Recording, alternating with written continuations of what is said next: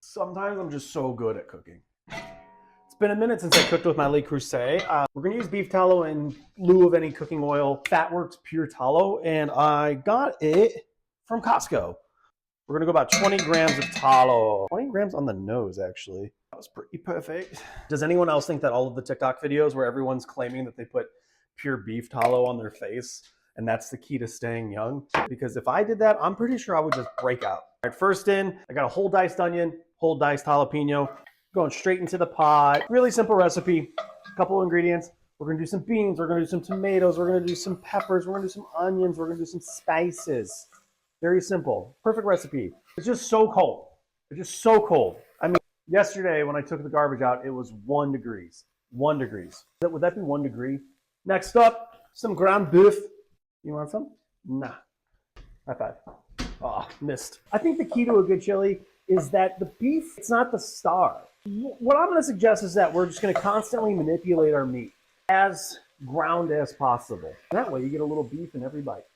If I had two, I'd just like, oh, I do. I shop early with and order multiples so that you can manipulate your meat just as sufficiently as I am.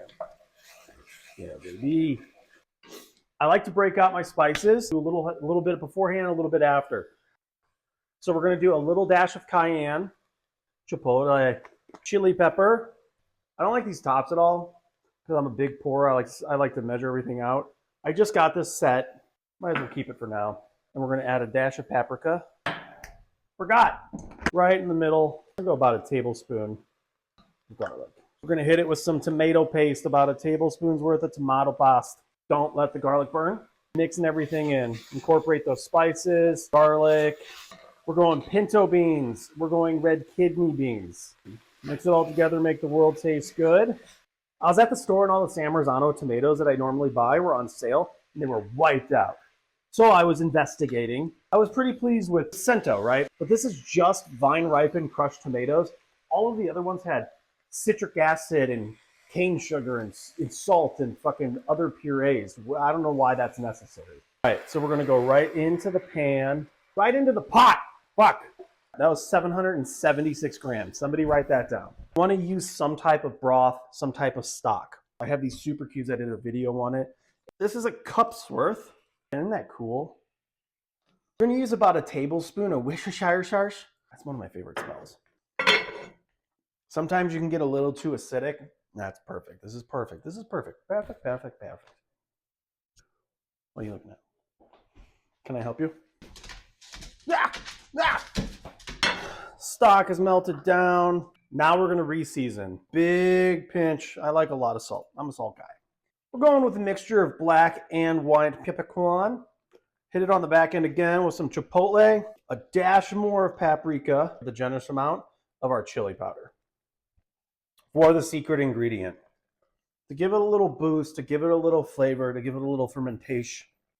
We're going to go with my own Petite Mort Fresno Berry fermented hot sauce.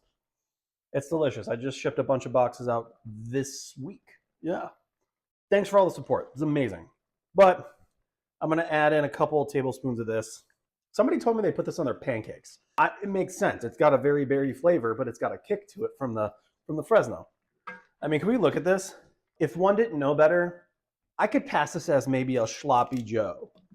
Just listen to that slop. I'm going to put this on low. I'm going to let it simmer.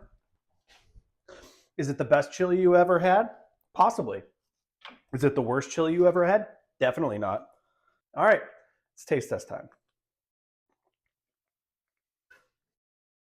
That tastes like chili.